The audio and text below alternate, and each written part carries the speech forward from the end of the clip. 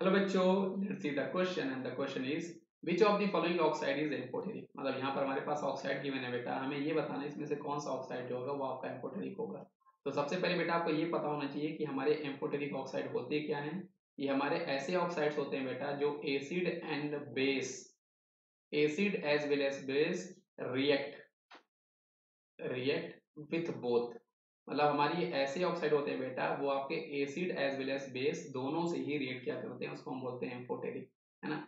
इसके अलावा बेटा यहाँ पर आपको एक जनरल कॉन्सेप्ट ये पता होना चाहिए कि एक्चुअल में जो हमारे पास नॉन मेटल होते हैं, है ना, तो जो आपके बेटा नॉन मेटल के आपके ऑक्साइड होते हैं वो जनरल हमें बेटा कौन सी प्रॉपर्टी शो किया करते हैं, जनरल वो हमें दिया करते हैं बेटा एसिडिक प्रॉपर्टी। देखो इनऑर्गेनिक केमिस्ट्री में एक्सेप्शंस होते हैं, तो सभी नहीं, कुछ एक्सेप्शन भी यहाँ पर होंगे, बट जनरल कॉन्सेप्ट आपका क्या होता है बेटा कि नॉन मेटल ऑक्साइड आपके एसिडिक होते हैं और एक्चुअल में जो हमारे पास मेटल के ऑक्साइड होते हैं, मेटल के जो आपके ऑक्साइड होते हैं बेटा वो आपके होते हैं बेसिक। ये मैं आपको बता रहा हूँ बेटा जनरल कॉन्सेप्ट, है ना। और इस क्वेश्चन में अब आपके पास सही जवाब क्या होगा बेटा, ऑप्शन नंबर ए इसका सही जवाब है, क्योंकि आपका SnO2 जो होगा बेटा वो आपका एसिड और बेस दोनों के साथ रिएक्शन कर रहा है।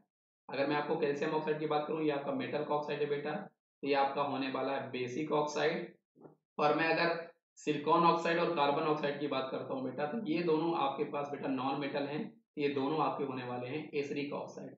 सही जवाब आपके पास यहाँ पर बेटा SnO2 होने वाला है। और अगर इसकी आपको रिएक्शन लिखनी है बेटा तो आप लिख सकते हो, जैसे SnO2 जो है बेटा वो जब आपके साथ HCl के साथ रिएक्शन करेगा तो वो आपको यहाँ पर देने वाला है बेटा SnCl2 और साथ में आपको देगा बेटा वाटर मॉलिक्यूल।